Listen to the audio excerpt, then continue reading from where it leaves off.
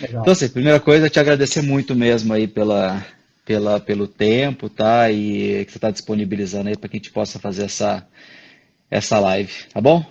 Maurício, fica à vontade aí. E- o prazer é meu em receber o convite seu, fiquei muito honrado, e do Michelete. Posso dizer que a ancoragem esquelética na minha vida, os extraviolares, eles começaram por você. Né? Você que me ministrou a primeira aula e, assim como os meus alunos, eu aprendi junto. Então, é um grande prazer estar aqui com vocês. Viu? Eu que agradeço, eu agradeço.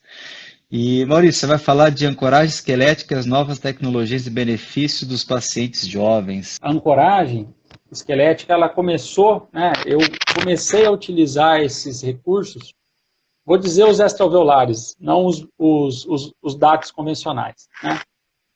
Os DATs convencionais eu já vinha utilizando há algum tempo, mas com um índice de perda muito grande, né? Eu particularmente, Milane, você sabe disso, eu não gosto de executar, né? Então, quando você veio, tanto aqui em Bauru, quanto no grupo de estudo lá do Rio de Janeiro, eu vi vários alunos presentes aqui, né, nessa live. Eu agradeço a presença de todos capitaneados lá pela professora Estela, e você sabe que eu particularmente não gosto de executar. Então, eu tenho um cirurgião que faz para mim, né? E não, eu tenho um ou dois cirurgiões. Né? Quem mais faz para mim em Bauru e São Paulo é o Hugo, doutor Hugo Nari, em Jaú, o doutor Luiz Borelli Barros, e também o doutor Padovan tem executado bastante o procedimento cirúrgico em si.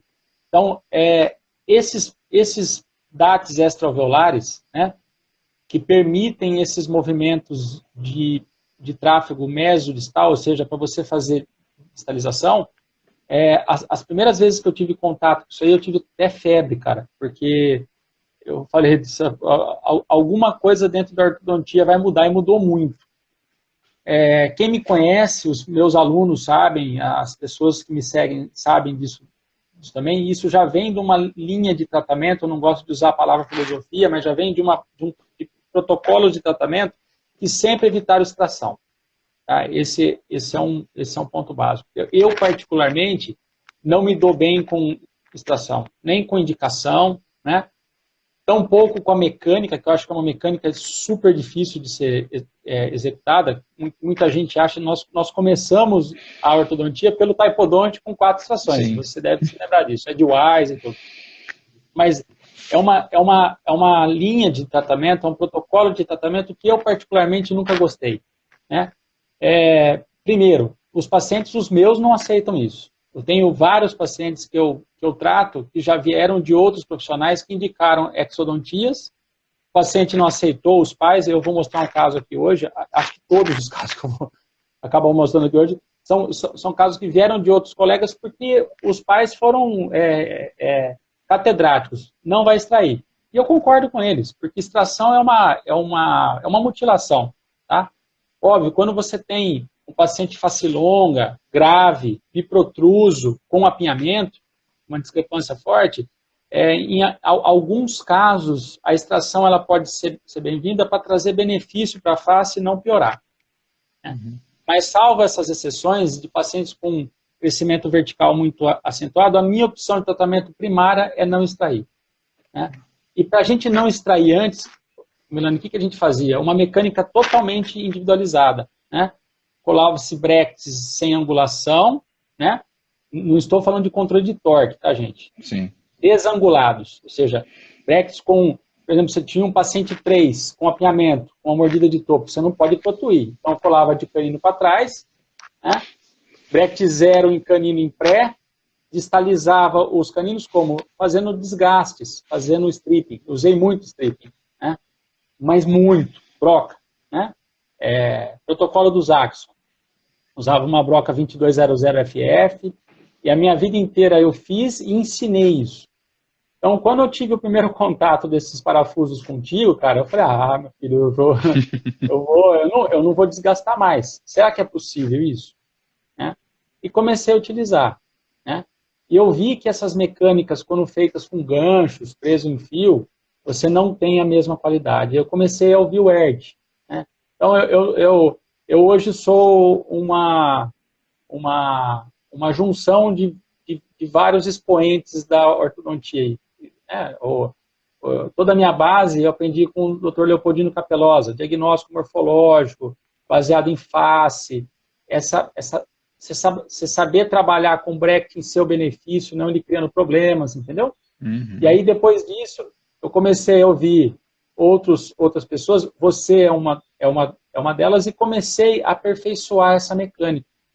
Aí comecei a usar esses cursores para cristalização. Tive excelentes resultados. Eu vou mostrar alguma coisinha aqui para vocês. Eu comecei a trabalhar com isso e eu apanhei um pouco, porque a mesma cabeça que eu tinha para trabalhar com as prescrições, eu tentei usar com a ancoragem esquelética. Eu me dei mal. Né? Porque, óbvio, cara, nesses movimentos de distalização, os dentes perdem angulação.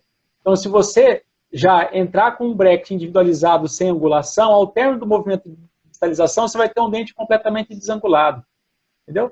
Então, custou muito eu entender porque o ERT usa bracket com 0 de torque inferior, e não os menos 25, menos 35. Se você quer fazer distalização, o dente tem que estar centralizado na fasiose. Lembra? Essa conversa era muito antiga. Como é que se fazia preparo de ancoragem antigamente? Lembra? Não? Você dava o torque igual para que a raiz tocasse, entre aspas, a cortical vestibular e o dente ficasse o quê? Travado, para você perder o mínimo de ancoragem possível.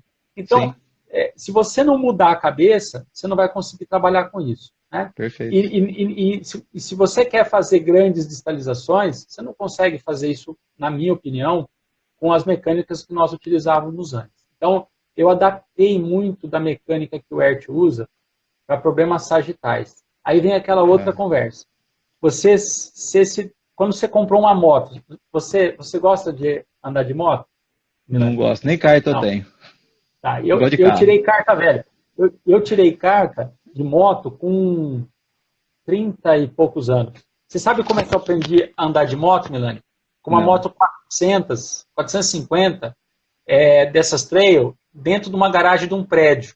Você imagina, né? Eu andava, as minhas pernas são grandes, eu andava batendo no chão, sabe? Eu dava uma aceleradinha, aí na hora que eu precisava virar a moto, eu desligava ela, manobrava e virava. Eu aprendi a andar de moto assim. Eu aprendi a pilotar a moto dessa forma, que é uma forma errada. Então, eu vou usar essa analogia. A partir do momento que você pegou uma 125, a hora que você começar a andar, você vai querer uma 250, ou uma 400, ou uma 500, entendeu ou não?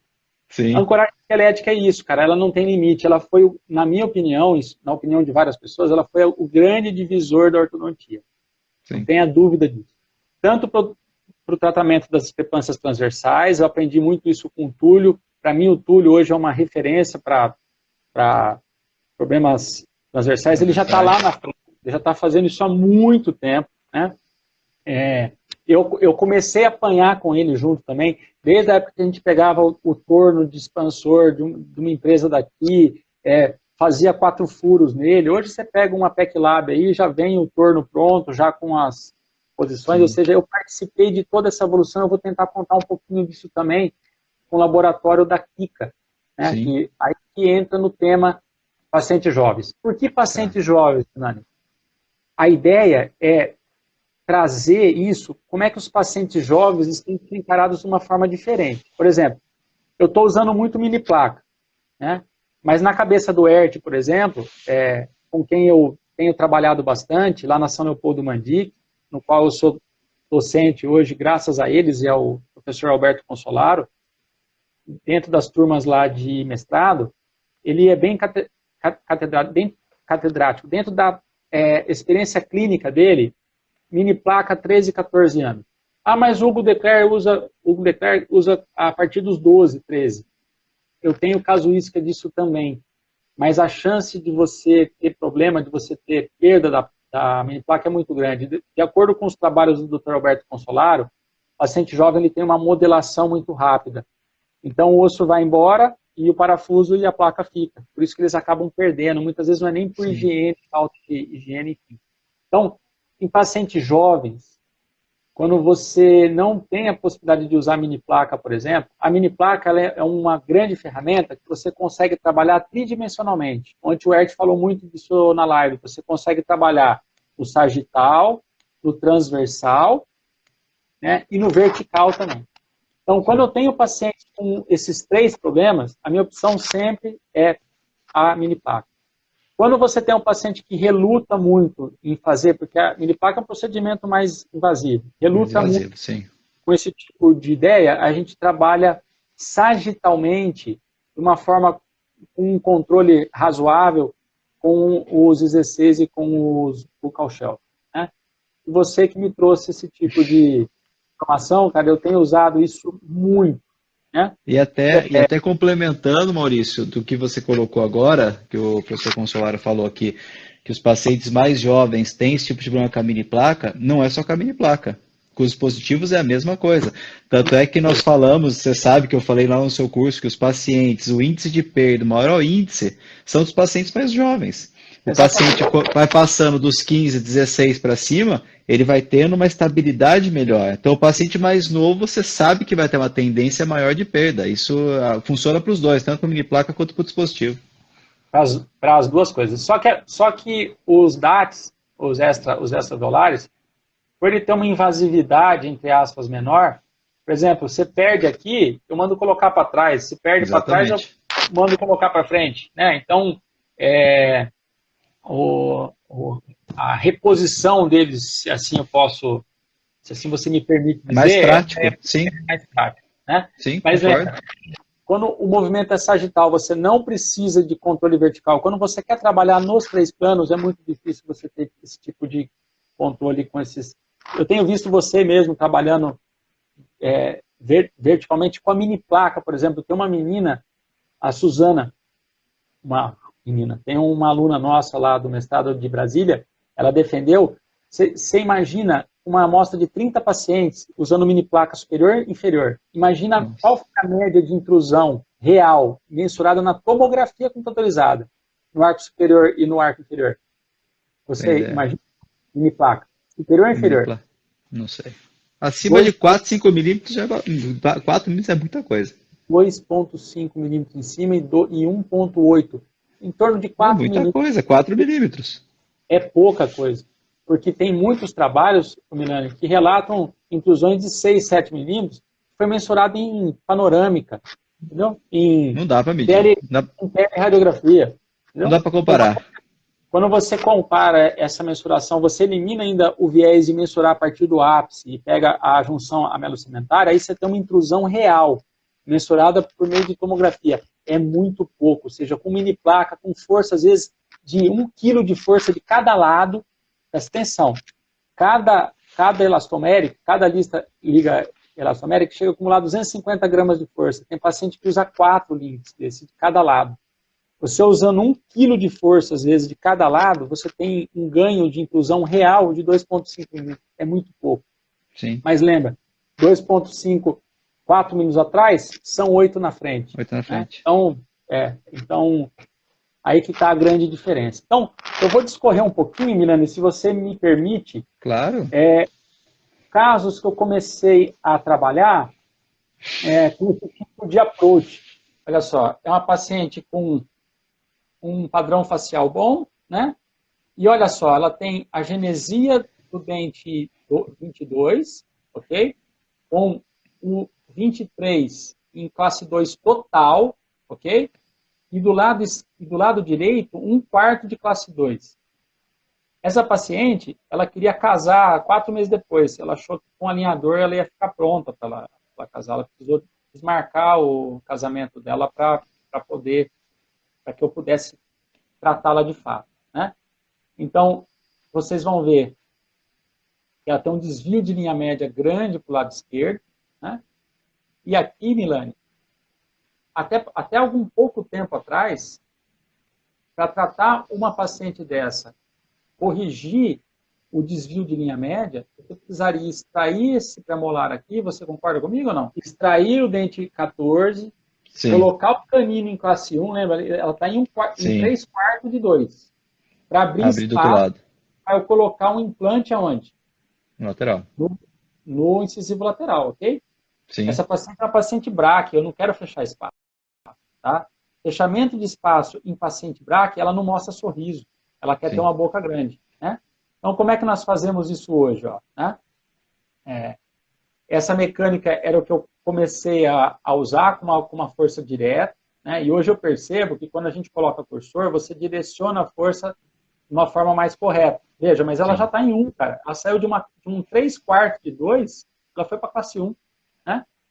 E aí, já abrindo espaço já para a colocação do implante, veja, eu estou postergando entrar no arco inferior, né? E aqui sim, né? Essa é a mecânica que nós utilizamos hoje, perdão. Essa é a mecânica que nós utilizamos hoje, né? Cursor com fio 0,6, tá? E apoiado nos DATs extraovulares, eu coloco o cursor e eu entro para distalizar primeiro o segundo molar. Quando você trabalha com mini placa, esse cursor deve ser colocado diretamente no primeiro molar, né? Porque a quantidade de força que você coloca é totalmente diferente. Olha, Milani, olha a quantidade de distalização que a gente consegue ver. Eu nunca vi tanta cárie interproximal na minha vida, desde que eu comecei a trabalhar, né? Porque você expõe tudo. Olha que show, ó. O lado direito estava em 3/4 de 2, já está em classe 1. Eu já passei o cursor, Milani, do segundo molar para o primeiro molar. Tá vendo ou não? Mesma coisa, eu já passei o cursor do segundo molar para o primeiro molar. Então, a gente saiu daquela condição que não havia espaço nenhum, que o canino estava encostado praticamente no inciso central, e hoje eu tenho espaço para ela fazer uma reabilitação. Chegaram até a aventar a hipótese de fazer faceta nela, desgastando todos os dentes, né? E veja, é uma paciente BRAC, né? Essa paciente ela não merece ser tratada com fechamento de espaço, independente da mecânica que você faça, né? Hoje, o paciente busca protrusão, boca cheia, né? Por isso que extração é algo que eu procuro evitar no meu consultório ao máximo, né? Essa sempre foi a minha conduta em termos de tratamento. Veja, Milani, ó, né? Olha lá, ó. Todo o espaço aberto, ela está pronta. Todo aquele desvio de linha média que ela apresentava antes, ela já não tem mais. Nessa fase, ela já vai ser encaminhada já para a colocação dos implantes, né? E esse movimento, Milani, de caminhar o canino para distal, isso aqui forma um osso muito interessante nessa região, óbvio. Durante a cirurgia do implante, o Dr. Laércio Vasconcelos já fez uma complementação, ele já fez um enxertinho de conjuntivo para dar volume nessa região. Nessa fase, ela já está com o implante colocado. Então, ok, comecei a ver que isso funcionava em pacientes adultos. Essa aqui é uma paciente adulta, né? E os pacientes jovens, né? Eu vou mostrar um caso bem interessante agora, de uma paciente que nós já havíamos tratado a irmã com 4 extrações. E ela é filha de uma americana.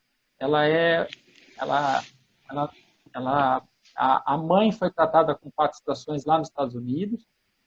A irmã tinha um apinhamento, protrusão e um padrão de crescimento levemente vertical, foi tratada com 4 extrações. E quando ela fez 17 anos, ela precisou extrair os 4 terceiros molares. Então, a extração de pré não significa que você vai criar espaço para que os terceiros molares possam irromper. E aí, quando eu fui tratar essa menina, veja, a evolução dela nunca foi positiva. Ela tem um padrão de crescimento nitidamente vertical, né? E uma biprotrusão marcada. Tá vendo, Milani? Sim. Então, uma paciente face longa, ela não sela o lábio, biprotrusa, ok? E pior, com apinhamento. Isso aqui é indicação clássica para 4 extrações, né? Os terceiros molares presentes, né? Veja, ela tem uma biprotrusão, né? Nós tentamos fazer um manejo de linha média, ela tinha um desvio de linha média no arco inferior, a gente entrou com arco lingual de Nance, e nessa fase, né, pedi documentação completa, né, e ela estaria prontinha para fazer um protocolo de 4 estações, porque ela é jovem, ela tem 10 anos e 9 meses. Essa paciente hoje ela não pode usar minipaco, né? Vejam, ela está muito biprotusa. Você está vendo que os dentes não pertencem à configuração da morfologia de face dela, né? Então, nessa fase, nós vamos fazer uma reavaliação, né? removi o arco de Nance, veja, Milani, tá vendo? Ó, face longa, biprotrusa e pior, com um déficit de espaço, com apinhamento em ambos os arcos. Né? Só não está mais apinhado embaixo, por quê? Porque essa paciente usou o 4x2, né? Mas mesmo usando o 4x2, veja, ela tem apinhamento superior e inferior, com falta de espaço, inclusive, do canino para o dente 13. Né? E veja, ó, o trespasse vertical dela é limítrofe também. Tá? Essa paciente aqui, se eu fosse tratá-la com 14, 15 anos, era 4 mini placas, né? Mas a mãe estava ansiosa, a menina estava reclamando da protusão. Veja, o apinhamento dela não é pequeno no arco interior, tem falta de espaço, né? Então, o que eu faço? O que eu fiz essa paciente? Ela tinha um problema grande de aceitação para qualquer tipo de procedimento, incluindo extrações. Então, ela foi para o centro cirúrgico. Ela, mesmo que fosse extrair os 4 primeiros prés dela, nós não iríamos conseguir fazer isso na cadeira, tá? A paciente é totalmente refratária. Para instalar o aparelho nela já foi um transtorno. Tem muito medo. Então, se fosse extrair os 4 primeiros prés, ia precisar fazer em centro cirúrgico, porque a anestesista não ceda paciente jovens. Eles anestesiam, eles fazem anestesia geral. Tá. Então, o que eu fiz? Eu combinei com a mãe. A mãe me perguntou, doutor, se ela extrair os 4 primeiros prés, ela vai ter que extrair os 4 terceiros? Eu falei assim, vai, eu não sei, mãe, mas a irmã precisou extrair, lembra? Não, então eu não quero isso. O senhor se vira, mas eu não quero que ela extraia 8 dentes. Eu extraí 8 dentes, a minha filha mais velha extraia 8 dentes, e eu não quero que a minha filha mais nova extraia 8 dentes. Era tudo que eu queria. Né? Então eu falei, tudo bem, mãe, então vamos fazer uma tentativa, porque ela é jovem, né? O risco dela perder esses parafusos ele é grande também. Vamos fazer uma tentativa. Veja, esse parafuso aqui mesmo, no centro cirúrgico, como o cirurgião estava com aquele abridor de boca, ele não viu. Ó, esse parafuso ela acabou perdendo. Né? Veja, em oclusão, ele já está praticamente criando um toque aqui com o tubo do primeiro molar superior. Depois ele precisou refazer. E na cadeira dele, ele sofreu, porque ela gritava tanto que dava para ouvir no outro quarteirão. Nossa Senhora. Pois é. O problema é dele, né? Ele errou, né? Então, veja, aqui, isso aqui já foram removidos os terceiros molares. Nós estamos fazendo agora um movimento de distalização. A mecânica é a mesma, uma mecânica segmentada em arco contínuo. Eu segmento o aparelho e não o fio. Então, para que eu vou colar os incisivos se não há espaço para eles? Não vou distalizar. A diferença é que eu uso o bracket convencional hoje para ele. Né? Eu expliquei bastante isso para o meu amigo Tufi, que está acompanhando, que é o proprietário lá da Ideológico, que é um grande suporte, um grande porto seguro meu aqui. Foi difícil dele entender por que eu não uso mais prescrição, né? Porque as prescrições nessa concepção, esse tipo de individualização, ela não é mais necessária. Porque quando você faz toda essa distalização, os dentes vão distalizando. Lembra desse canino que não tinha espaço nenhum? Olha a contrangulação dele, ele está com angulação negativa. E vejam que ele nem foi colado. Ou seja, as próprias fibras transeptais dos dentes, conforme vão sendo distalizados, já vão trazendo o canino, inclusive. E veja no arco inferior, Milani, olha que coisa linda, cara. Olha o tamanho do espaço criado na mesial dos segundos molares. Aí é simples, coloco um stop aqui no segundo molar, e aí eu encurto o cursor e coloco o cursor aonde? No primeiro molar, e assim sucessivamente. Extração, para mim, não é significado de estabilidade, muito pelo contrário. Tem muita gente que fala, mas esse tratamento seu é especulativo, porque não tem evidência científica para isso. Calma que nós estamos criando isso. Tá? Porque acima de 3 a 4 milímetros eu não posso distalizar, eu posso extrair. Cara, eu já fazia com desgaste isso, acima de 3 a 4 milímetros, para evitar a extração. Quanto mais com ancoragem esquelética agora. Eu não estou falando muito não, né? Não, deixa eu lhe perguntar uma coisa, que deve ser a dúvida de um monte de gente. Esse arco que você colocou no inferior para distalizar, você fez um arco contínuo e fez um cursor. Esse arco, qual que é o arco que você utiliza? Eu já começo com cursor, tem muitos ortodontistas que falam, você só pode fazer isso com fio pesado. Não, eu sigo os preceitos do Ert, fala. Ele já começa a mecânica, ele não alinha e nivela para distalizar. Eu já começo alinhando e nivelando, distalizando. Tá. Né? Nesses pacientes, você não precisa ter um controle de torque. Quando você vai fazer impacção maxilar, aí sim você já tem que entrar com fio retangular, né? Low force, para que você já tenha uma leitura de torque, para que o movimento de intrusão ele sempre vai gerar uma subversão consequente. Então você tem que controlar isso. Em movimentos sagitais, Milani, eu já não vejo tanto problema para isso. Veja, essa paciente, assim que eu arrumei espaço, os dentes foram colados. Veja, Milani, está sobrando espaço aqui, tá vendo? Tá? Sim. Agora eu estou distalizando o canino. Olha que show, cara. Tá? Fantástico. Olha que show. Uma paciente que tranquilamente, olha a teleradiografia dela. Então, a biprotrusão, mas ela não tem selamento de lábio. Mesmo que você fizesse 4 extrações nela, e você teria um tempo de tratamento muito maior do que esse, isso não significaria que ela fecharia o lábio, né? Vou fazer só uma comparação. Essa tela mostra muito isso, Milani. Olha que show, cara. Olha. Abre um pouquinho mais, Maurício, que não dá para ver. Assim? Puxa um pouquinho mais. Aê, perfeito. Toda a biprotrusão dela foi corrigida com as custas de extração dos terceiros molares e distalização de ambos os arcos. Tá? Arco superior e o arco inferior. Será que isso seria possível com uma mecânica convencional? Eu diria para você que provavelmente não. Sem extração, não. Se você não trabalhar com cursor, né, com força direcionada, distaliza segundo, depois distaliza primeiro, né? É muito difícil de você conseguir fazer isso com uma mecânica convencional. Maurício. Indicação protocolar de 4 estações. Né? Até dessa tele, uma coisa muito interessante aí, que é uma coisa que a gente fala na distalização, é que lá na região do segundo molar, ó, segundo molar superior e segundo molar inferior, sempre que você distaliza, tende a abrir mordida lá atrás. Abre segundo molar principalmente, porque inclina, principalmente inferior. Se olhar o segundo molar inferior, ele angula. Então, às vezes, angular, né? Exatamente. Muita gente às vezes pergunta, mas a hora que você distaliza, o segundo molar abre. É normal, por causa do tipo de mecânica. Então, essa imagem sua está perfeita para ver exatamente a angulação do segundo molar. Olha lá. Exatamente. Que é normal. Às vezes as pessoas, que nós já estamos acostumados com a ancoragem esquelética, você vê isso, você sabe que vai acontecer. Às vezes quem está vendo pela primeira vez, eu estou falando isso porque tem muita gente que está acompanhando o desafio, que está entrando na ancoragem agora.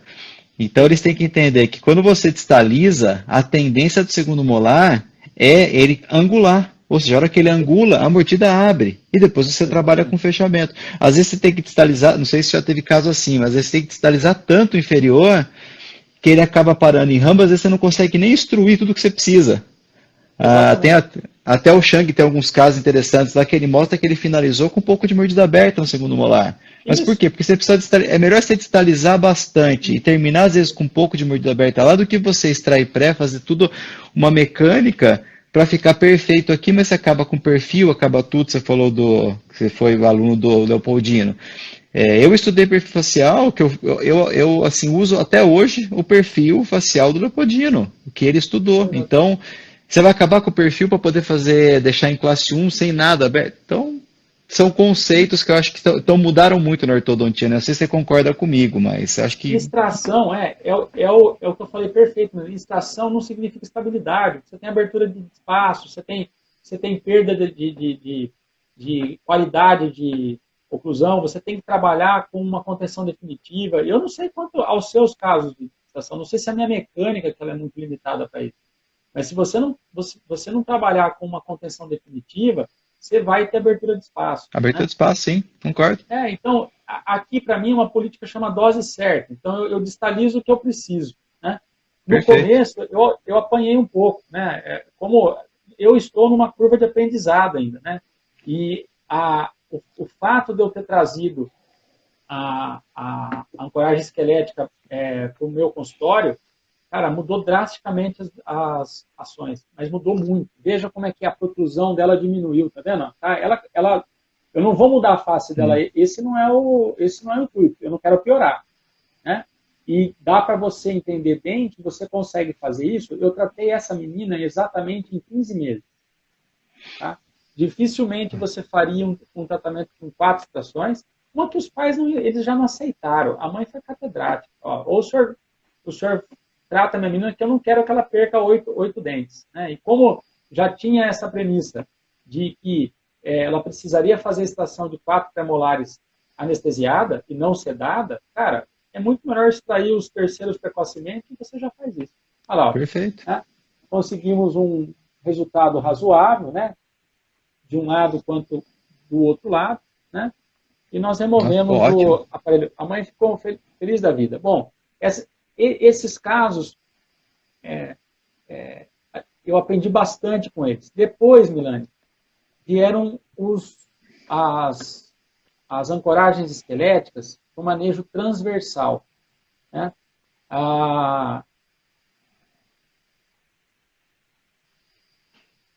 Quando você precisa trabalhar, né, nos dois sentidos, no sentido transversal e no sentido sagital.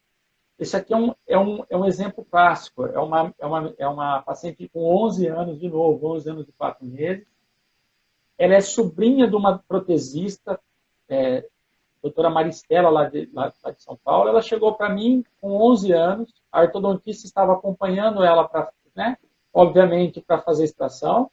E se você vai acompanhar para fazer extração, que faça extração seriada, né? E não deixe o canino irromper no lugar dele para depois você ter que extrair o pré e manejar o canino para o espaço, né? Então, a tia me trouxe, ela falou assim, ó, eu não quero extração, né?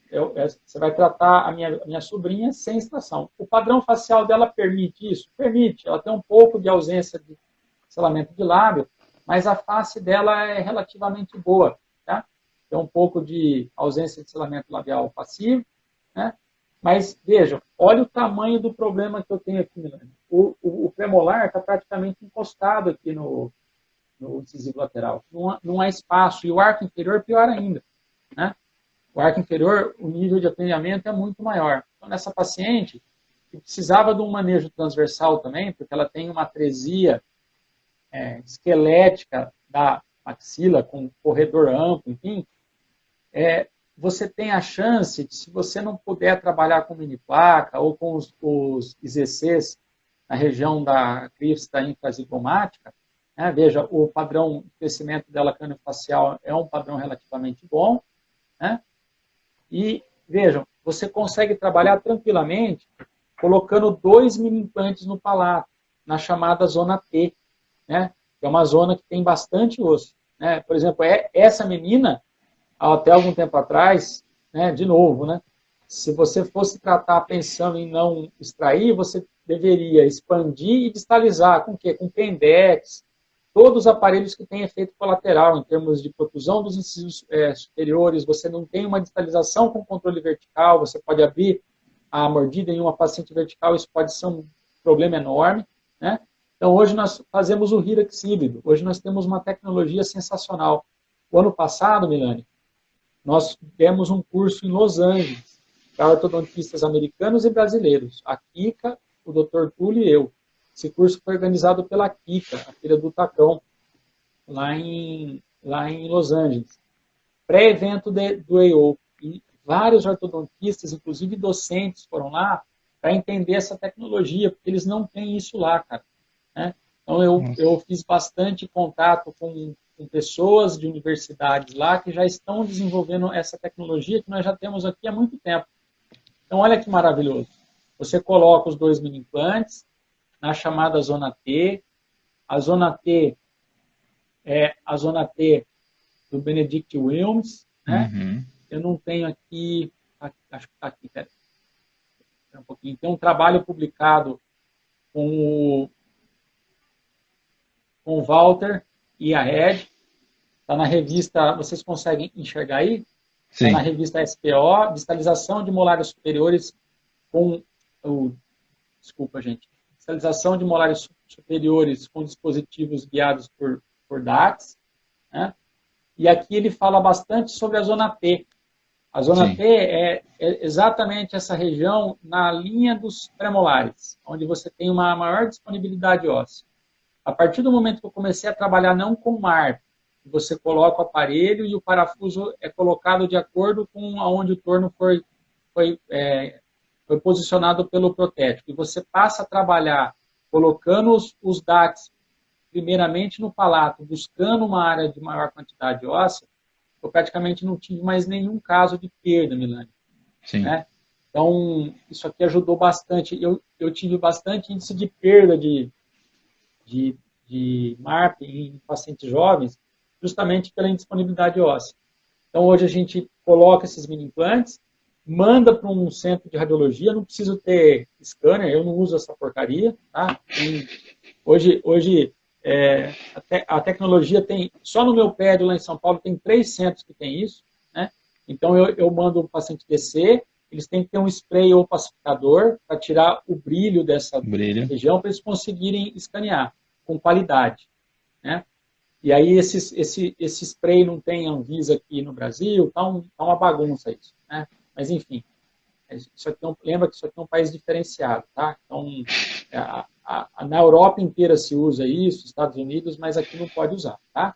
Então aí eles usam esse spray, faz o escaneamento, a própria Kika, o próprio laboratório da Kika já confecciona as bandas, ela manda o aparelho pronto. Esse aparelho ele entra que nem uma luva, tanto em pacientes jovens quanto em pacientes adultos. Veja, isso aqui é um Hirax híbrido, confeccionado, onde primeiramente eu vou fazer uma expansão, aí cada docente usa um protocolo específico. Eu não vejo necessidade de você fazer uma ativação por dia, ou seja, 1/4 de volta por dia. Expandiu, trava o parafuso, aí nós vamos começar o protocolo de distalização. Qual que é o protocolo de distalização? Uma ativação a cada 4 ou 5 dias. Né? Comecei a ter alguns problemas, que eu fazia uma ativação por dia, a Kika quase infartou. Maurício, é uma ativação a cada 4 ou 5 dias. O bonitão aqui com pressa, né? Estava fazendo uma a cada dia. Então, lembra, gente, para distalizar, vejam, aqui eu já terminei a expansão. Colei o bracket no 21, já vou usar o espaço criado pela expansão já para ajudar na correção da linha média superior. Terminou a expansão, fixa o parafuso e a gente começa o procedimento de distalização. Tá? Distalização, esse torno aqui, você vai fazer uma ativação a cada 4 ou 5 dias. Tá? E aí nós vamos ter uma distalização do arco superior. Olha que coisa linda, Milani. Olha o torno distalizado. Olha o espaço. Lembra? Nós não tínhamos espaço nenhum. Só de começar a criar espaço, isso os artigos do professor Alberto Consolaro falam muito sobre isso, e o livro que nós estamos escrevendo vai falar muito sobre isso também. Você começou a criar espaço para o canino e para o folículo pericoronário, o dente ele vai ter capacidade de irrupção. Não importa se ele já tem raiz formada ou não. No arco inferior aqui, a briga, vocês estão vendo que vai ser grande, né? Nós instalamos uma placa labiativa para expandir o arco inferior. E aí, Milani, no arco inferior, eu extraí os 2 terceiros molares, que ela praticamente não ia ter espaço, e distalizei todo o arco inferior. Eu distalizei tanto que chegou a cobrir a distal do segundo molar, ela passou a ter pericoronarite. Mas lembra, a mãe e a tia totalmente refratárias à hipótese de extração. Não havia espaço incisivo nenhum. Né? Eu tentei achar as fotos, estão lá no meu consultório, como não tenho acesso quase nenhum às próprias, a esses arquivos, essa paciente ela já está praticamente finalizada. Nós conseguimos colocar, Milani, um incisivo lateral no ar. Né? Tratamentos totalmente especulativos. Né? Essa paciente aqui tinha indicação clássica de fazer extrações, ou trabalhar com uma ancoragem mais potente, né? Por exemplo, as mini placas, mas ela não tem idade para isso. Veja, ó, criamos espaço. Lembra, não havia espaço nenhum, né? Nós distalizamos. Ela, ao início, ela estava em meia classe 2. Com a distalização, ela está em classe 1. Né? Estamos trabalhando com mola de secção aberta. Vejam a conformação do arco superior. A minha escola é expansionista, desde que eu fui aluno do professor Omar, do professor Dino, sempre privilegiaram forma ampla do arco superior. Isso é uma linha de conduta, cara. Ninguém é dono da verdade. Eu privilegio isso muito nos meus pacientes. Tá?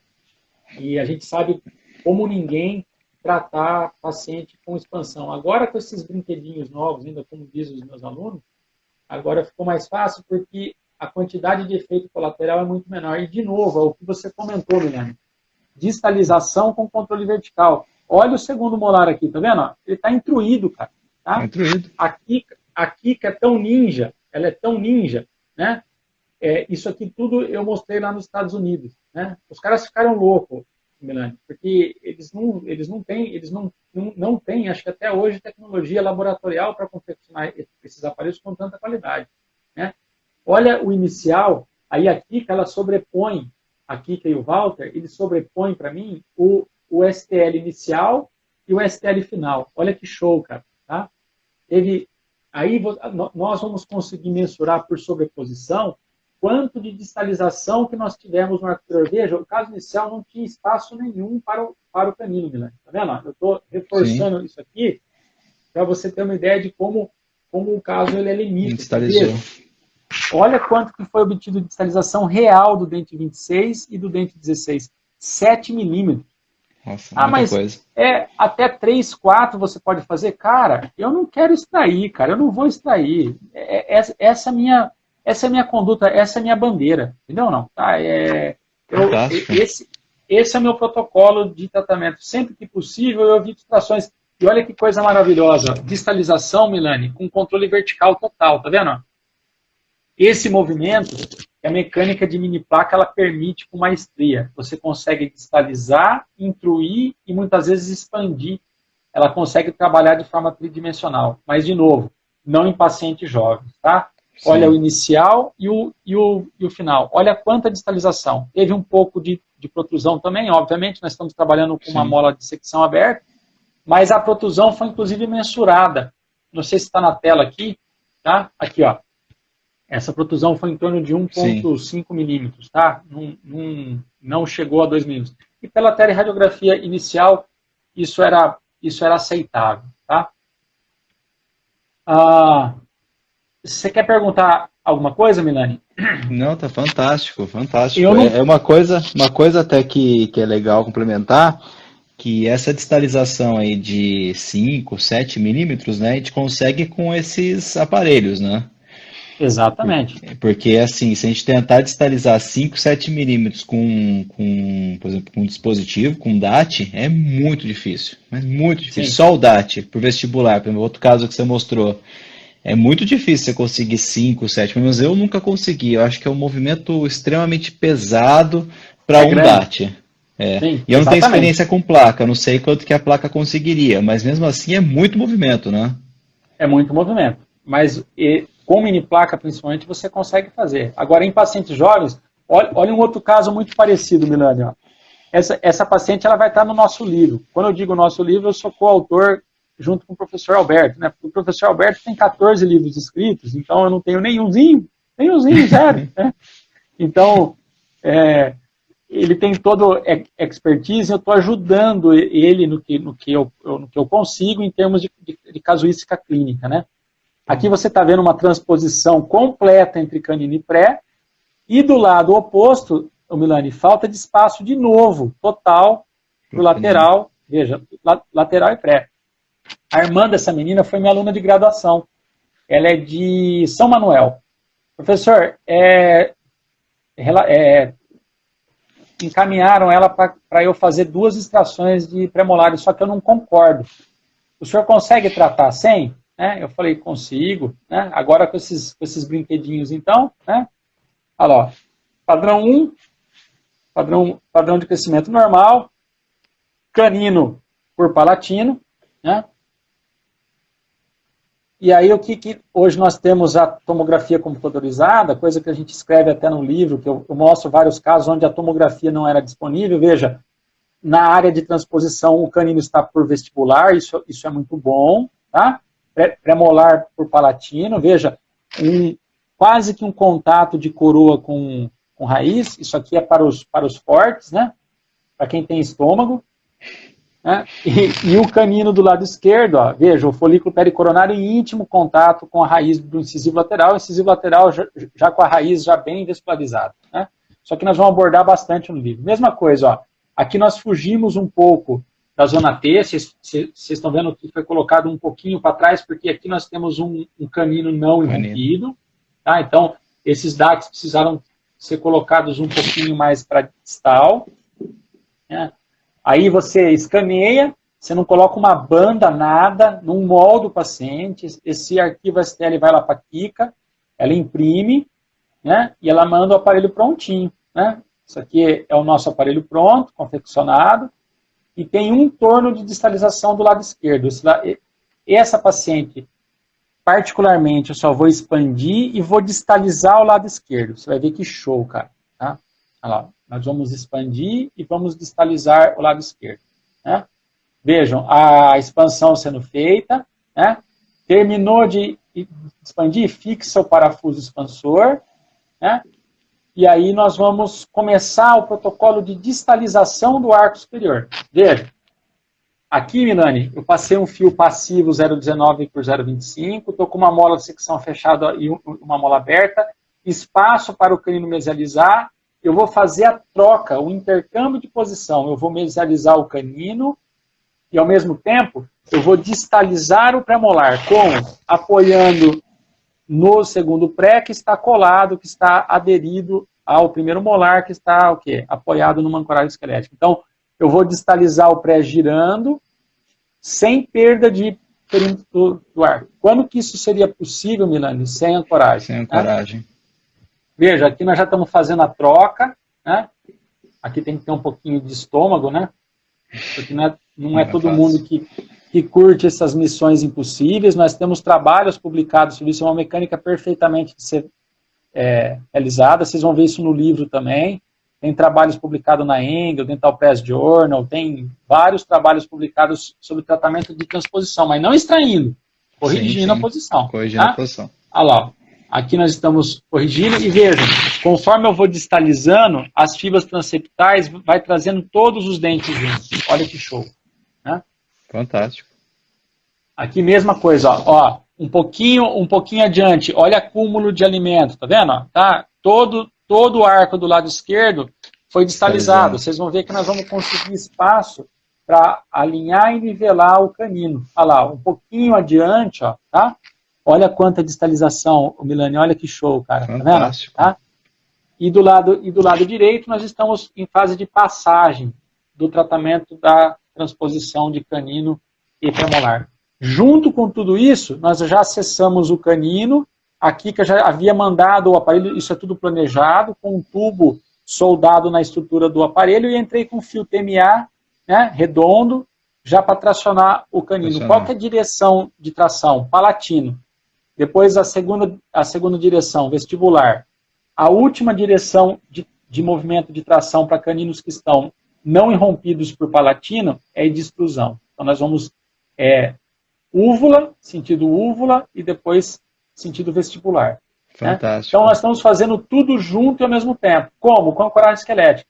Ah, mas eu já fiz isso sem ancoragem? Já fiz isso sem ancoragem. A dificuldade, o desafio é muito maior. Aí sim é desafio. Olha que lindo, Milani. Olha o canino e o premolar já trocando de posição aqui. Tá vendo ou não? Nessa fase eu já suspendi o braço, já entrei com um fio de nivelamento bem leve. Nós já vamos começando a trazer o canino para o arco. Vejam, o premolar já praticamente chegou. Né? Nossa, não fantástico. pode ter controle de torque. Aqui, nós já praticamente temos espaço para o canino. É mais uma molinha de secção aberta. Veja, eu já estou trazendo premolar, apoiado em um molar, que está apoiado onde? Em um parafuso. Não significa, Milani, que esses parafusos não cedem. Tá? A ancoragem por mini implante, né, por DAT, né, extra-alveolar ou os convencionais, é uma ancoragem semi-absoluta. Isso é uma nomenclatura do professor Alberto Consolado. Então você tem alguma movimentação, você sabe disso, quando a gente põe muita força nos 16 e nos buccal shelves, você percebe nitidamente que há uma inclinação do parafuso. Porque não é uma ancoragem absoluta, ela é semi-absoluta. A mini placa já é diferente, ela não cede, as mini placas mais resilientes elas podem até ceder, mas ela não movimenta. Né? Então veja, aqui nós já temos espaço agora para trazer o canino para o arco, e a transposição aqui já foi praticamente corrigida. Esse caso aqui, obviamente, ele finalizado, com 2 anos de tratamento, vai ser publicado no American Journal, eu espero, né, porque é o caso tratado, tratamento da transposição, como? Com extração. Isso não é tratamento de transposição. Isso é um tratamento com extração convencional. Com extração. Né? Você extrai por reposição, sim. Tratar a transposição, para mim, é você reposicionar os dentes na posição de origem. Mas, de novo, eu não sou dono da verdade. Né? Isso é uma conduta minha. Eu gosto desse tipo de desafio. Aí eu pergunto para você, né? Quanto de distalização que essa paciente teve? Vamos fazer sobreposição, cara. Isso aqui é sensacional. Né? Só não dá para sobrepor nos DATs. A Kika fala isso. O STL inicial e o STL final é muito difícil de você fazer esse tipo de sobreposição, porque esses DATs eles sofrem com a mecânica, eles acabam inclinando. Né? E aí você consegue medir. Essa paciente teve, acho que 8 milímetros, 9,10 milímetros de expansão real, Milani. Nossa, bastante. Isso aqui me arrepia um pouco, cara, porque abre de fato. O Túlio mostra umas imagens, muitas vezes, que chega até a dar frio na barriga, porque a abertura ela acontece de forma paralela, cara. Sim. Em pacientes adultos, a abertura ela acontece paralela. Né? Isso nem em expansão cirurgicamente assistida você consegue. Toda expansão que você faz, ela sempre aconteceu em forma de pirâmide, né? Com a base maior voltada para a área oclusal e com a base menor voltada para a área nasal. Exatamente. As expansões apoiadas em mini-implantes, ou os MARPs, elas acontecem de forma paralela. Isso me assusta um pouco, porque nós não sabemos, em longo prazo, qual é a repercussão disso. Em curto prazo, já tem trabalhos direcionando que é uma melhora mais significativa da capacidade respiratória, permeabilidade nasal, enfim. Mas toda a literatura, Milani, vai ter que ser reescrita depois da disso daí. É o que eu falo para você, né? A grande mudança que ocorreu na ortodontia contemporânea, não tenha dúvida, ela só foi permitida pela ancoragem esquelética. Né? Maurício, eu tenho, até complementando isso, eu tenho casos de pacientes que eram classe 3, que eu só fiz a expansão com MARP e acompanhei, não fiz mais nada, não coloquei máscara, não coloquei nada. Paciente topo a topo, mordida cruzada posterior, atendendo classe 3, só disjuntei e fiz mais nada. Depois de 4 a 6 meses, o paciente estava todo em classe 1 já com o Vergete de 1 milímetro, 2 milímetros. E assim, exatamente. Some tudo sem precisar fazer nada. Absolutamente, é só disjunta. Outro tipo de protocolo que nós podemos utilizar é o protocolo do Hugo Declerc. Veja, esse paciente aqui já foi tentado de tudo nele. Né? É um 3, né? O ortodontista, que é um grande amigo meu, é um aluno meu, já tinha jogado a toalha, ele não quis fazer as mini placas. Né? Hoje, esse paciente aqui, para você ter uma ideia, Milani, ele está em 2. A mãe ela entra na minha sala chorando já, porque ela acha que eu tirei o menino da cirurgia. E o duro é acalmá-la, né? E dizer, mãe, ele está em crescimento ainda, nós não sabemos. Veja, ele está em uma classe 3 total, né? Então, o ERT tem um protocolo interessante que chama GAP 3, né? Nós estamos surfando nisso ainda, estou em uma curva de aprendizado grande, né? O que eu gosto muito desse protocolo, esse menino tem 13 para 14 anos. Não é uma fase ideal para se colocar mini placa. Né? Todos os pacientes que eu coloquei, eu não perdi, eu não tive perda ainda. Né? Só que eu estou trabalhando com as mini placas que o ERT trabalha, que é da Osteofix, né, da CPMH. As mini placas que eu comecei a trabalhar lá atrás do Hugo Declerc, nós não temos autorização da Anvisa para utilizar aqui, aquela mesma conversa de novo. Então, eu estou tendo que me virar. Né? E agora essas mini placas, elas estão vindo, o protocolo de confecção dela, ela está vindo mais arredondada. Então, o perfil de emergência, aqui não sei se dá para ver muito, mas melhorou muito em termos de escovação. Essas mini placas, antes elas tinham ângulo agudo. Hoje ela é toda arredondada. E essas mini placas, segundo o próprio Declerc, ele coloca aos 12, 13 anos, ele tira dos pacientes por volta de 19 e 20 anos. Né? Então, o grande trunfo disso, e os trabalhos do próprio Declerc com a Sevidanes mostram isso também, quando você usa essa força 24 horas por dia, em torno de 200, 250 gramas, você pressiona o côndilo e você reformata. Se o paciente estiver em crescimento ainda, como o próprio Ert fala, né?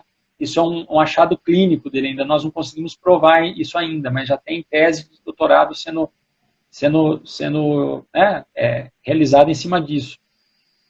Quando você tem ainda um côndilo não corticalizado, você consegue ver isso por meio da tomografia computadorizada, você consegue redirecionar o crescimento, ou seja, você vai remodelar a fossa, né, impedir com que esse crescimento ocorra.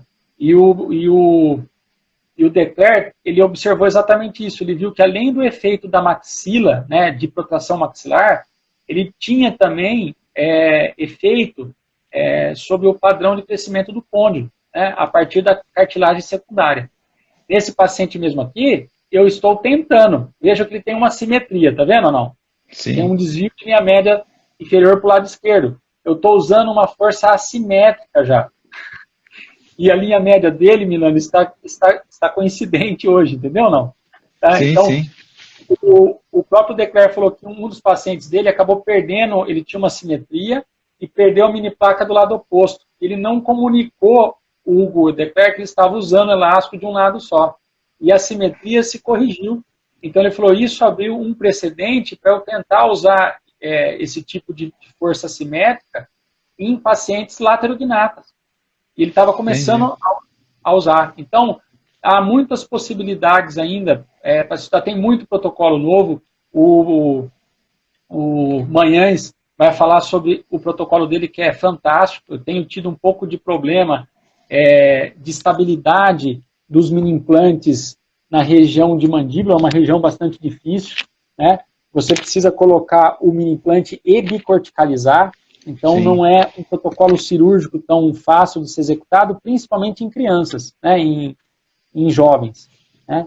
Mas eu tenho usado bastante também. Eu tenho feito um balão de ensaio. De acordo com algumas características, eu tenho utilizado protocolos diferentes, porque antes a gente só podia usar a expansão e máscara, lembra ou não? Sim, Era sim, 3, sim. expansão e Era máscara. só expansão e máscara. Exatamente. E expansão e máscara, eu costumo dizer, paciente jovem com 7 anos, 8 anos, os incisivos começaram a romper cruzado, paciente com tendência de 3, o protocolo não mudou. Eu continuo usando expansão e máscara facial. Por quanto tempo? 6 meses. Por quê? Para evitar com que os dentes posteriores migrem em camesial, você tem uma perda de ancoragem, você provocar uma retenção dos caninos. Ou você não permitir com que os caninos irrompam. Aos 10 anos de idade, o paciente cresceu mal, o que eu uso? Virax híbrido e o protocolo Manhães, ou o protocolo GEC3, do ERT, que tem usado bastante também quando o côndilo não está formado. E quando isso tudo dá errado, por volta de 13 anos, o Hugo de Clercq fala por volta de 12 anos, 13, 14 anos, eu coloco as 4 mini placas. Né? O máximo que pode acontecer com esse protocolo, Milani, é o paciente ter uma adolescência normal. Tá? Isso eu prezo muito, porque até algum tempo atrás, eu estou usando essa vinheta já faz algum tempo, né? Até algum tempo atrás, quando o paciente crescia mal e você percebia que você não iria ter um sucesso do ponto de vista de manejo ortopédico, nós acompanhávamos esses pacientes até ele finalizar o crescimento para ele poder fazer cirurgia. Só que tinha caso, Milani, que a menina não queria sair de casa, cara, com problema psicológico grave, uma fase de formação importante do perfil, né? E na sociedade, né, que nós estamos, que visa muito isso, né, é muito complicado deixar uma criança na fase de ouro, né, a fase da adolescência de ouro, deixar desse jeito. Então, você fala, mas você faria isso no seu filho, mas tranquilamente, tranquilamente. E a mãe desse paciente, eu acho que eu vou ter problema com ele, que eu vou ter que usar elástico de 2. Tem alguns casos que eu passei do ponto, cara, Vou mostrar aqui. Ó, isso aqui é coisa errada, tá? Quando você está muito empolgado, né? Quando você está muito empolgado, você faz esse tipo de coisa aqui, quer ver? Ó? Deixa eu... Tá tudo em...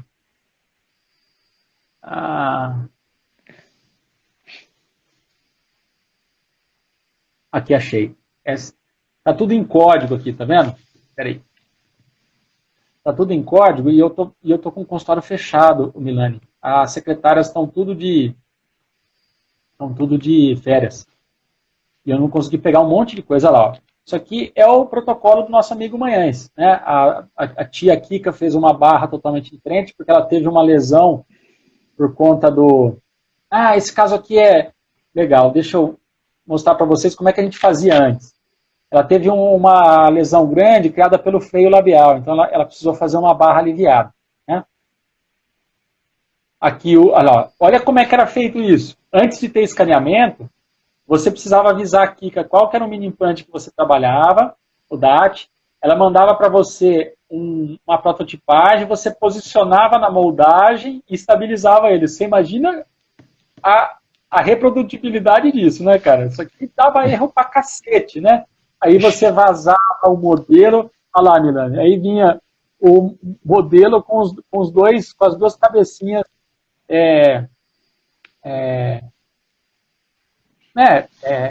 posicionadas para poder fazer.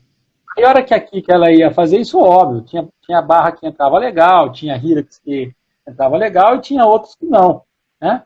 Olha lá, ó. Era dessa forma que era confeccionado. E até que a gente tinha uma boa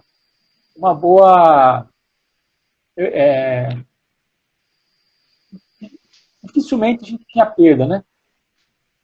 Mas hoje com o escaneamento dos arcos, ficou tudo muito mais fácil. Então veja, essa menina aqui, eu me empolguei nela, né? Porque você vai ver, a tela inicial e a tela final, eu deixei essa menina 2. Ela usou 8 meses de expansão e máscara.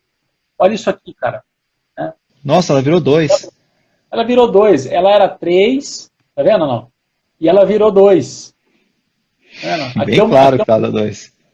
Eu me empolguei um pouco.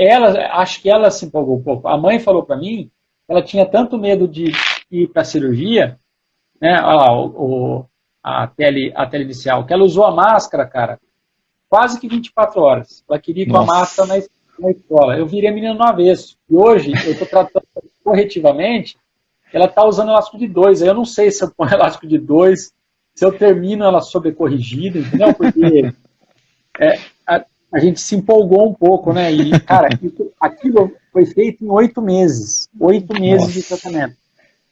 E sempre que o seu paciente usa, tem resultado, né? Qual que é a grande vantagem?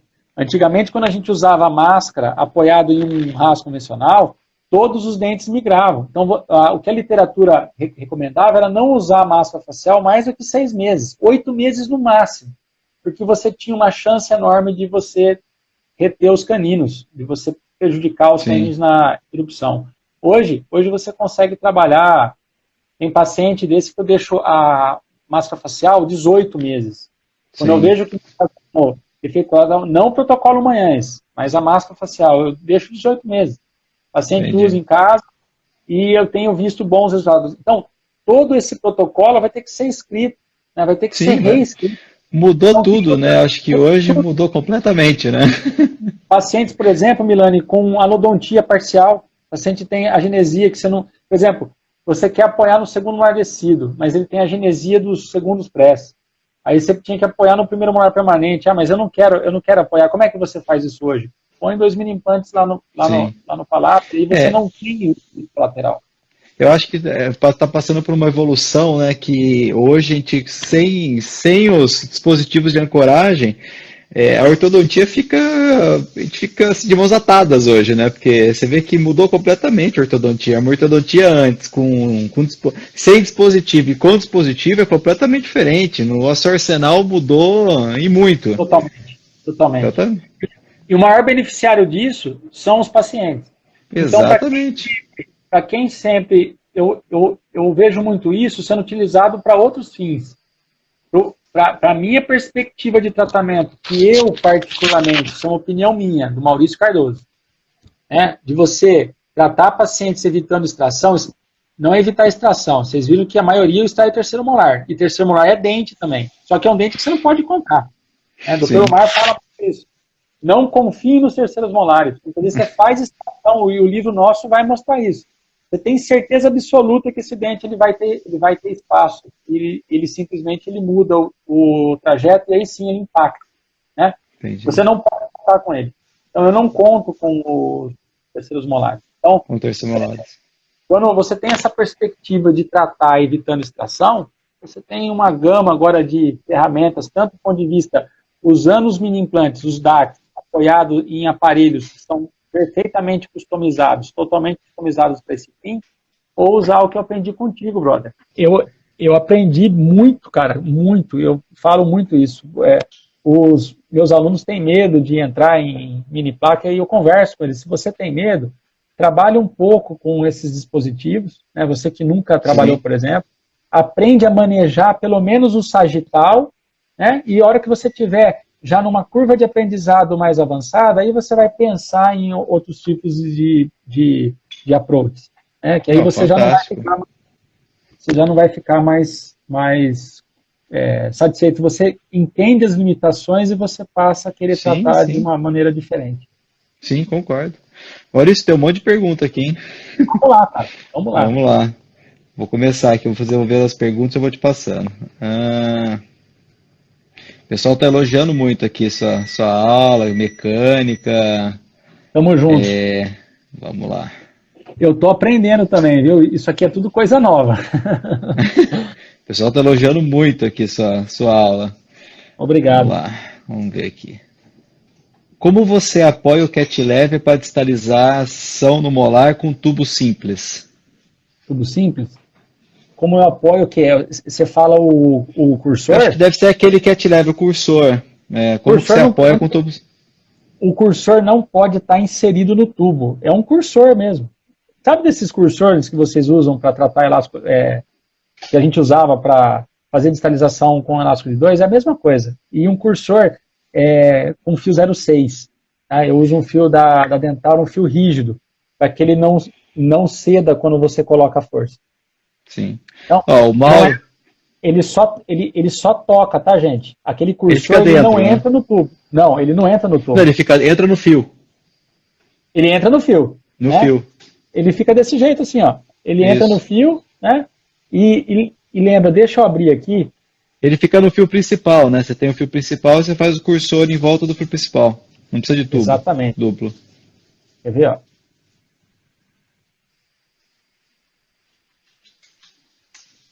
Deixa eu abrir de novo aqui, que muita gente pergunta isso, viu, Milani?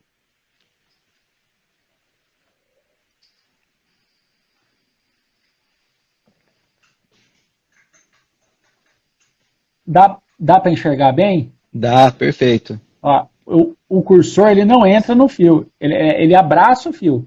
E toda vez que o cursor ele tocou aqui no pré, ele já não está desempenhando a função dele. O que significa isso? Você tem que fazer um novo cursor. Perfeito. Ok? Como você distalizou, né? Deixa eu pegar uma caneta aqui, ó. Você distalizou. O cursor ele encostou no bracket, o que significa? Você vai ter que confeccionar outro. Vai ter que fazer um outro cursor mais distante, porque aqui, a hora que ele encosta, ele não vai estar distalizando o primeiro molar, ele vai estar distalizando o pré. Concorda ou não? Então, sim, esses pacientes, eu costumo dizer que você não consegue atender em 15 minutos. Esses pacientes, você não pode cobrar dele o que você cobraria de um paciente convencional, que você vai lá e passa fio e troca borracha. Outra coisa importante, esse bracket é um bracket legal para você fazer esse tipo de movimento? Vamos usar aqui. Esse bracket aqui é um bracket estético da Ideológico, tá? O bracket é fantástico, mas não para esses casos. Toda vez que você quer fazer a distalização, opte em fazer a distalização em bracket metálico. Então, o que eu tenho feito muito? Eu coloco o bracket estético de canino até canino, por exemplo, e os pré-molares para trás, eu uso o bracket metálico. Né? Bracket estético não é um bracket interessante para você fazer movimento de translação. Tá? Sim, o bracket estético é muito uma exigência do paciente do que uma vontade do ortodontista. Do ortodontista.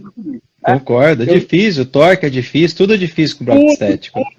Essa menina não queria, ela não queria nem usar aparelho. Né? Não sei nem como é que eu consegui convencê-la a usar aparelho e ainda colocar, né, ainda colocar IZC. Tá? Sim. Então, esses cursores, eles precisam ser substituídos à medida que a mecânica ela vai evoluindo. Conforme a mecânica for evoluindo, esses cursores precisam ser substituídos. Sim. Tá? Perfeito. Tem mais alguma pergunta aí? Tem um monte. O Mauro está perguntando, por que um quarto de volta para distalizar a cada 4 dias? Qual o critério clínico ou biológico? Responda para ele que fala que eu não sei. Segundo a Kika, né, e essa distalização não pode ser feita na mesma velocidade. O que eu vou falar de mim? Eu já usei isso. Né? Não façam essa distalização, porque teve 2 pacientes meus que a banda soltou. É muita força, é muito rápido. Então, para você dar tempo para o periodonto respirar, faça essa força um pouquinho. É um parafuso, Milani, essa é a grande diferença. Parafuso, cara, você colocou a força, ele vai. Tá? Ele não serve. Né? Então, quando você usa torno de distalização, o ideal, a Kika, segundo a Kika, né, é uma parte de volta, ou seja, uma ativação a cada 4, 5 dias. Ela fala 5 dias. Eu sou mais desesperado, eu faço a cada 4 dias. Né? Vejam, essa paciente fez um MARP, ela é uma aluna nossa, uma colega nossa, uma ortodontista lá de Jaú. Nós estamos trabalhando com distalização no arco inferior. Olha lá o cursor, vocês conseguem enxergar aqui ou não? O cursor está lá no segundo molar. Eu já distalizei segundo molar, não havia espaço nenhum para o canino dela. Né? Essa menina aqui seria tratada tranquilamente, há uns anos atrás, com desgaste. Desculpa, aqui eu tenho uma imagem mais ampliada. Tá vendo ou não?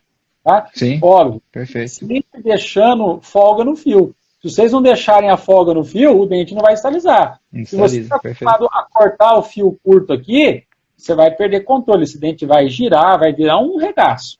Tá? Então, de novo, use um fio mais longo e dobra ele com 2 a 3 minutos. Conforme você for distalizando, tem que trocar o fio. Então, veja, de novo, é uma mecânica muito mais trabalhosa, gente. Né? Não é fácil tratar com isso. Olha lá, ó. Olha que show. A distalização sendo feita. Essa paciente, por exemplo, essa nossa colega, eu estou trabalhando com um bracket estético em cima, que é um bracket da Ideolog, chama Luminous, né?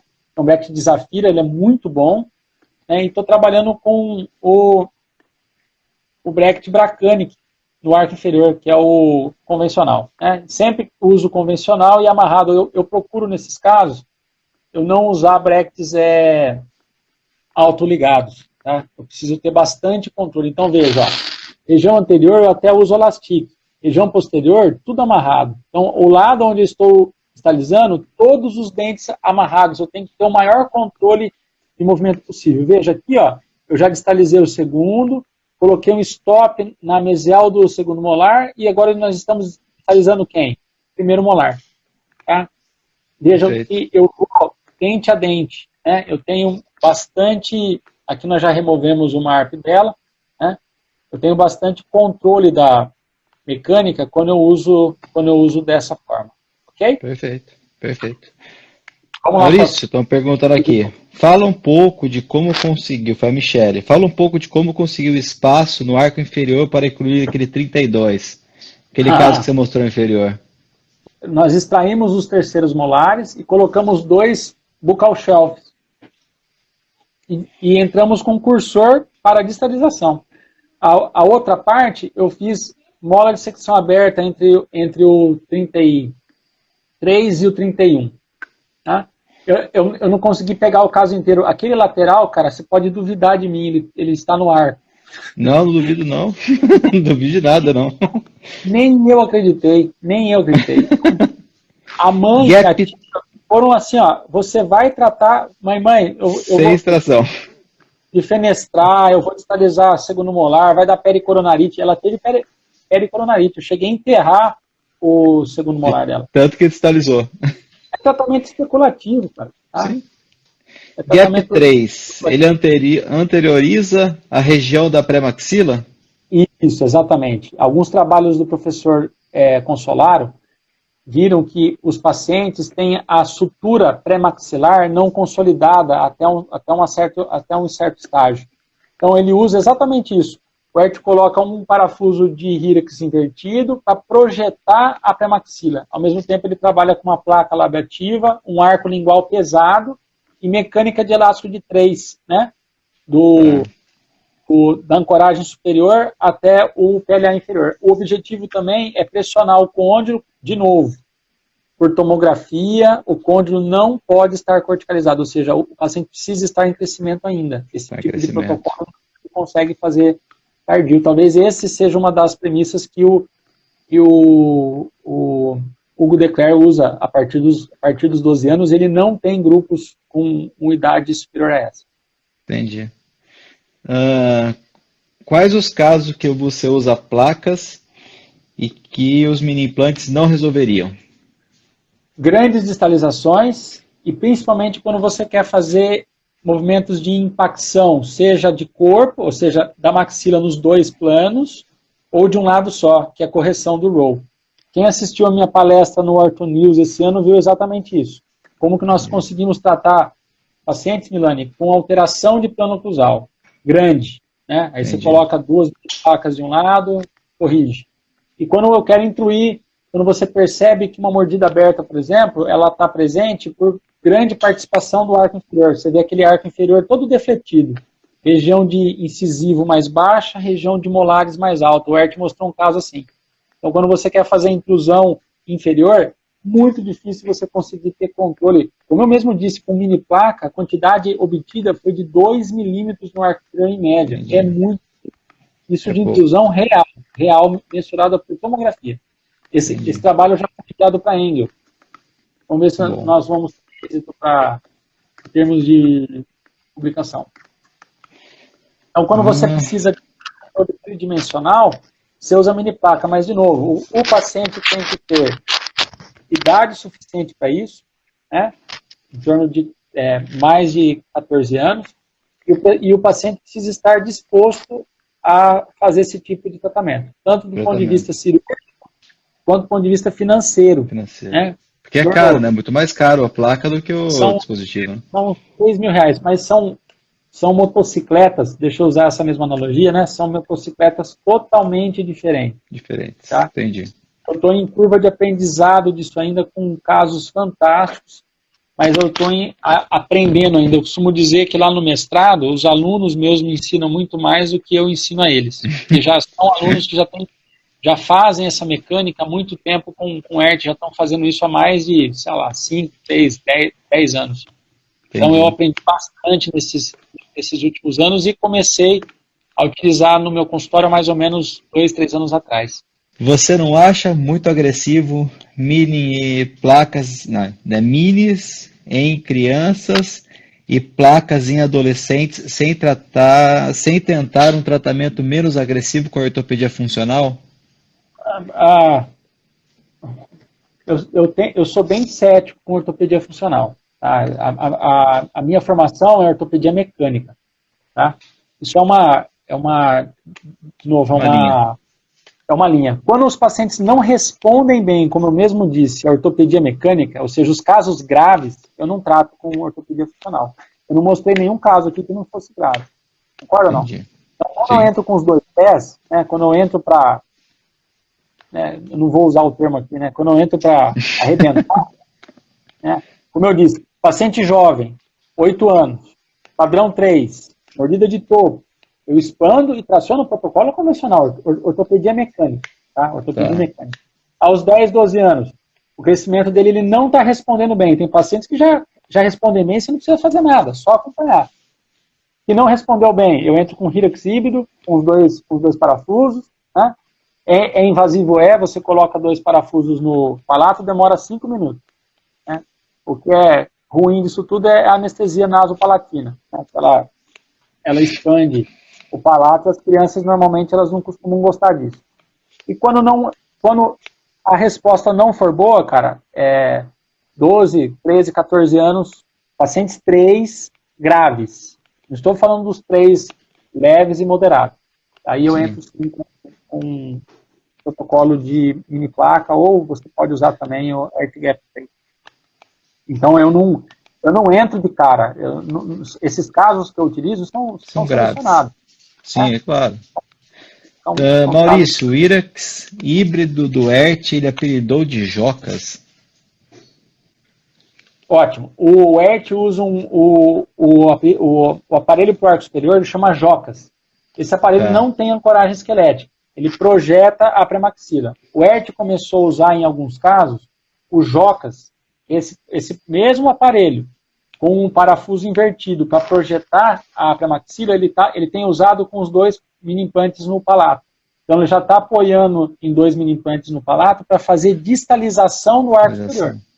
Então, o ERT já está mesclando já.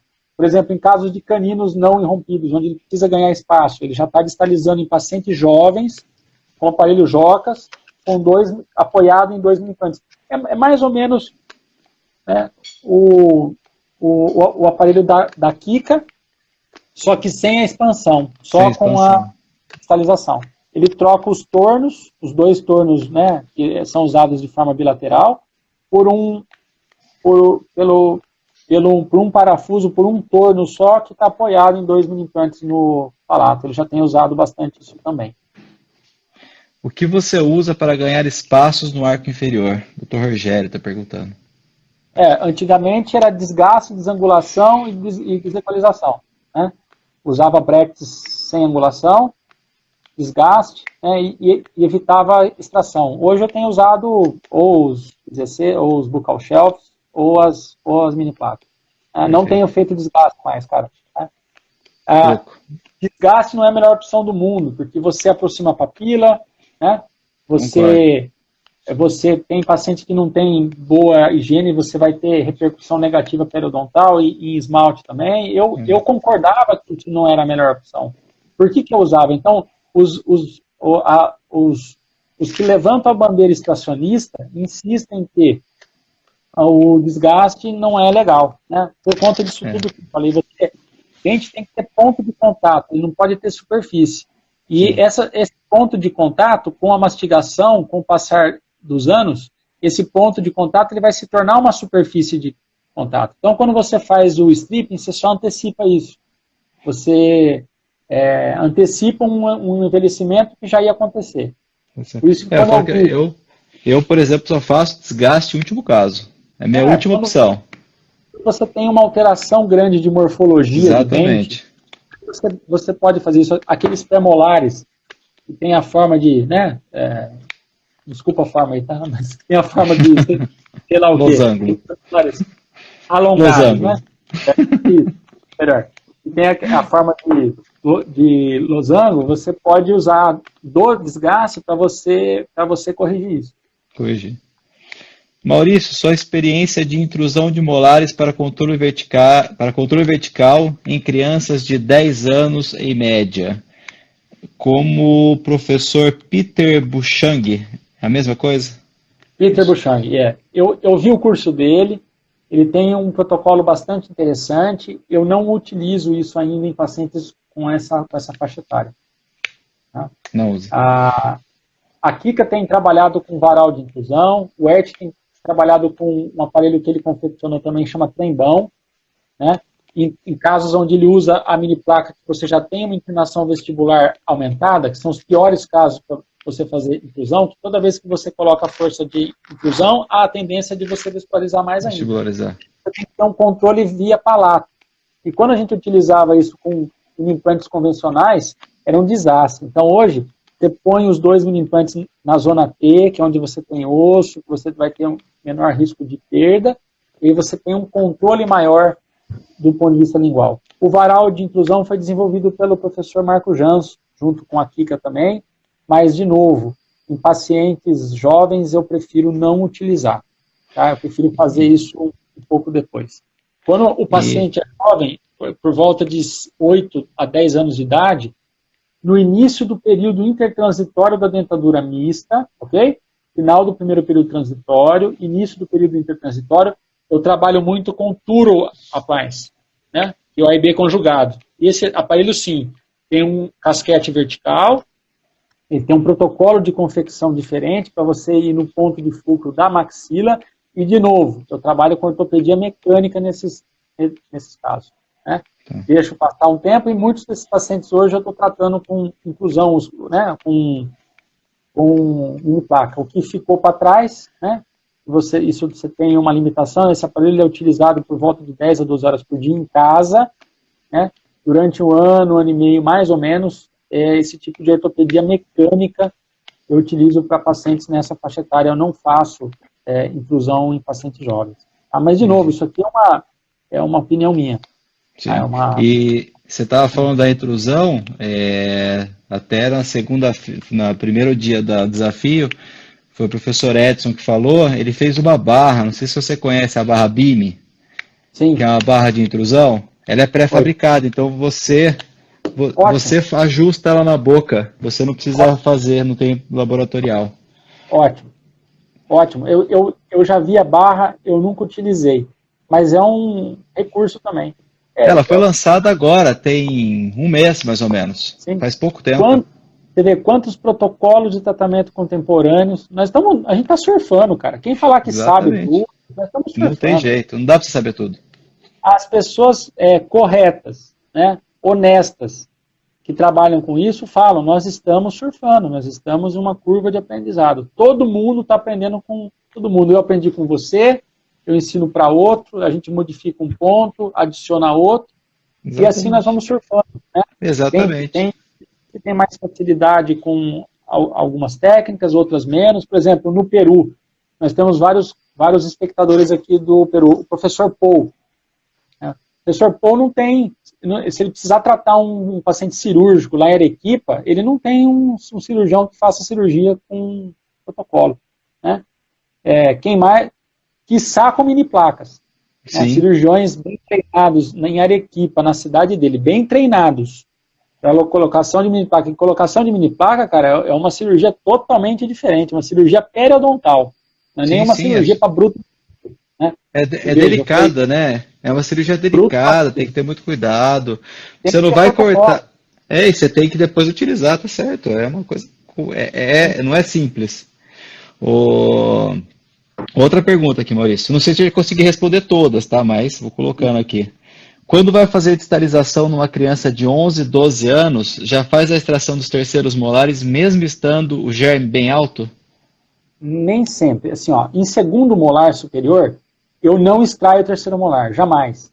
Porque você tem o risco, como ele é um germe, o cirurgião tenta pegar o dente e joga no seio maxilar. Ele fica rodando e ele vai para o seio.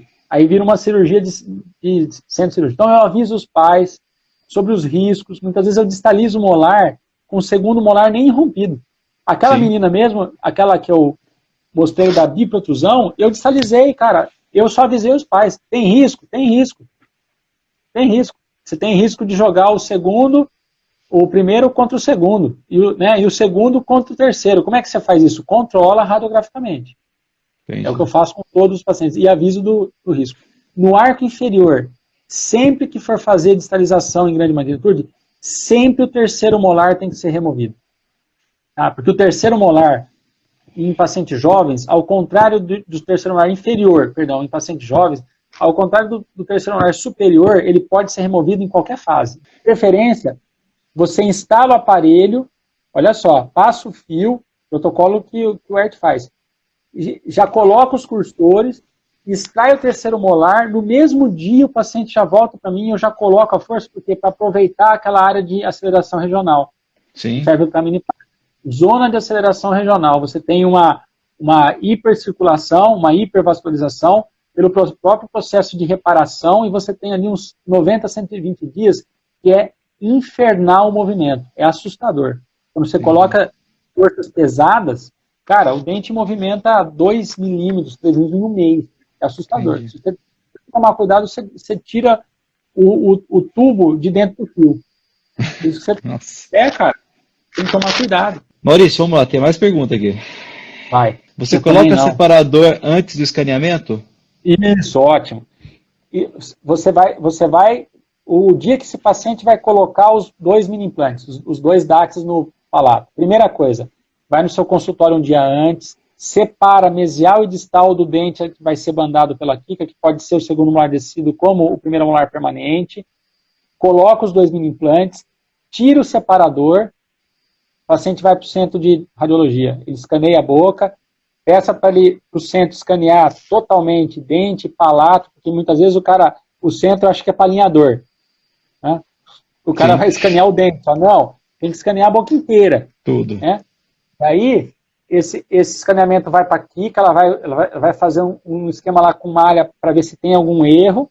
Se tiver erro, tem que ser reescaneado. E esse aparelho tem que ser pronto, tem que ser confeccionado o mais rápido possível para que esse paciente não fique sem força, né, sem incidir força sobre os parafusos. Você tem o risco de perda. Né? Comigo nunca aconteceu. Isso tem que ser feito assim, ó. Tem que ser rápido, né? Por isso que quando ele vai colocar o mini implante, o dente já tem que estar separado. Ó, tem uma pergunta boa aqui, viu? Essa é a Fernanda. Você consegue garantir ao paciente resultados? Como você lida com a situação que você está tentando técnicas que não tem garantia?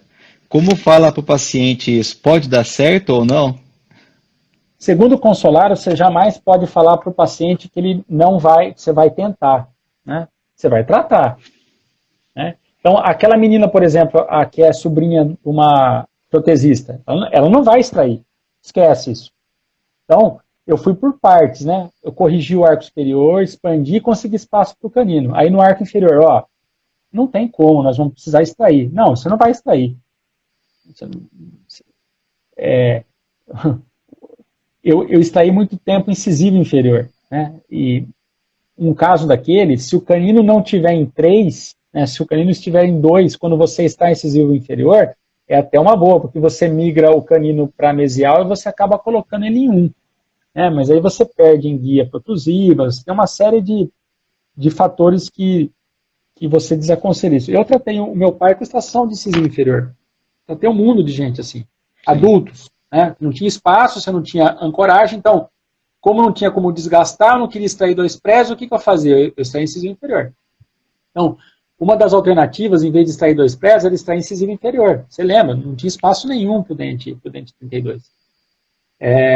Eu prometi para a mãe e para a doutora Maristela alguma coisa? Absolutamente. Né? Vamos extrair o terceiro, que já estava impactado no segundo, e eu vou distalizar. Vou distalizar, vou protruir até o que é possível do ponto de vista biológico, eu não vou fazer loucura nenhuma, e depois a gente reavalia. Entendeu? Então, como eu distalizei em cima, eu tive que distalizar embaixo também, porque o molar acabou entrando em 3. Então, isso é importante. Quando você distaliza um arco, o arco superior, você tem que distalizar o inferior, se a paciente tiver. Somente biprotrusão, né? Biprotrusão você tem que distalizar superior e inferior, né? Essa distalização ela tem que ser junta, né? Ela tem que ser ou ocorrer simultaneamente ou ocorrer em 2 tempos diferentes. Sim. Então, nesses casos são limítrofes. Eu mostrei 2 casos limítrofes. Né? Grande. Face longa, biprotrusa com acromento. E a outra padrão 1, com falta de espaço total para os dois caninos. Então, são casos limítrofes, e nesses casos especificamente você não pode prometer, né? Mas quem está direcionando o tratamento, a forma de tratar, na verdade, são os pais. É uma queixa dos pais. Infelizmente. Tá? Assim como eu não prometi para aquele paciente que eu coloquei 4 miniplacas, mas toda vez que a mãe entra, a primeira vez que ela entrou chorando, eu assustei. Eu falei, aconteceu alguma coisa. Aconteceu alguma coisa, deu pepino. Olha a cara do meu filho. O moleque tá 2, cara. O moleque era 3. O moleque tá 2. Com 3 passes. Né? A mãe acha que eu sou Deus. Não, mãe. Vai crescer ainda, mãe. Não, mas ele vai ter que operar, doutor. Ele mudou, ele era quieto, ele não saía de casa, só videogame. Agora ele tá saindo, tá penteando o cabelo. Você vê o que a gente provoca nos nossos pacientes e você nem sabe. Você não está tratando de um bicho, cara. Não é assim, ó, volta aí mais tarde. Isso não é faculdade, cara. Isso aqui não é protocolo de pesquisa que eles fazem com esses coitadinhos em universidade. Ó, volta aqui que o seu caso eu só trato com 14 anos. Esses pacientes têm, sabe, cara, ele tem vida, ele tem sentimento, ele vai na escola, ele quer namorar. Entendeu? Então, eu procuro, gente, de uma forma total, tratar o paciente. Entenderam ou não? Tá? Eu faço de tudo e mais um pouco, né, para conseguir tratá-lo. Não é a boca, é a cara, é a cabeça, é tudo. Tratar o paciente de uma completo, né? Eu não economizo nas armas. Então, eu não quero saber se é invasivo ou não, tá? Esse, infelizmente ou felizmente, não é o meu critério. O meu critério é tratar o paciente, é tentar usar.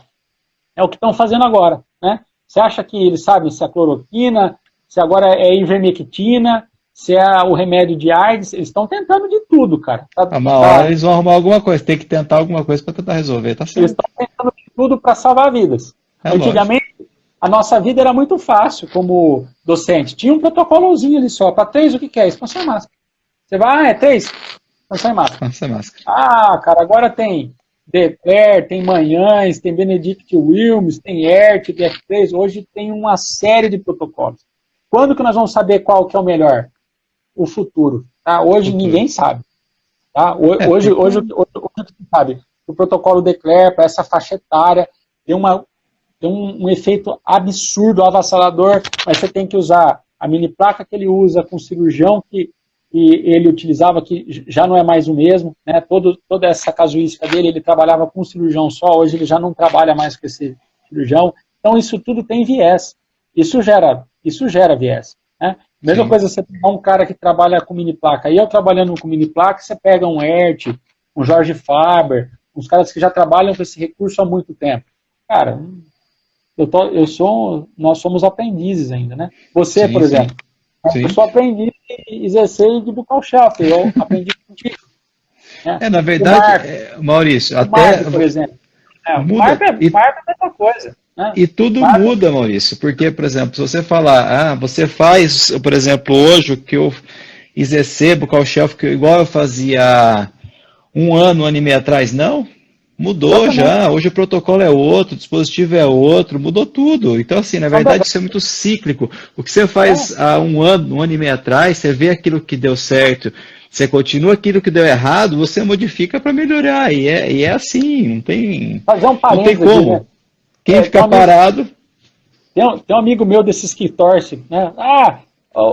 O seu ganha-pão de dar aulas, isso você acha que não vai acabar, não? Eu falei, tá, legal. Você acha que o cara ele vai viver de live? Você acha que nós, docentes aqui, a gente se mata, passa a madrugada escrevendo livro, final de semana montando aula, você acha que você vai conseguir sobreviver de live? Isso aqui é um bate-papo informal, né? Reciclagem, conhecimento tem que se buscar, cara. Não tem jeito. Exatamente. O conhecimento, cara, ele vai precisar, nós vamos continuar a precisar, né? Nós precisamos.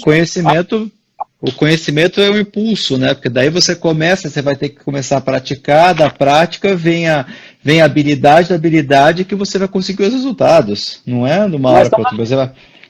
Nós somos responsáveis. Né? Exatamente, sim. Quem é docente está nessa responsabilidade. Então, tem muitas perguntas que vocês fazem aqui que nem a gente sabe responder. E se alguém falar que sabe, está mentindo. Está mentindo. Então, ninguém sabe tudo. Essa experiência que nós buscamos, né? E nós abdicamos das nossas próprias vidas para isso, né? Deixamos de viajar, deixamos de estar com os nossos filhos, né? Esse conhecimento ele tem que ser buscado, né? Isso aí, na minha perspectiva, isso aqui é um bate-papo legal, as pessoas conhecem, é uma troca, mas isso aqui não é aula, cara. Infelizmente, na verdade é para você, isso aqui é para você começar a dar um pontapé inicial para que as pessoas saibam que existe. Porque, na verdade, se você não sabe o que existe, você não pode procurar. Cada um dá o seu ponto de vista para que a pessoa saiba que existe 10 pontos de vista. Que nem você falou, antigamente só você tratava a classe 3 com disjuntor e máscara. Então era simples, você falava de disjuntor de máscara, eu falava de disjuntor e máscara, eu falava de disjuntor... Todo mundo falava a mesma coisa.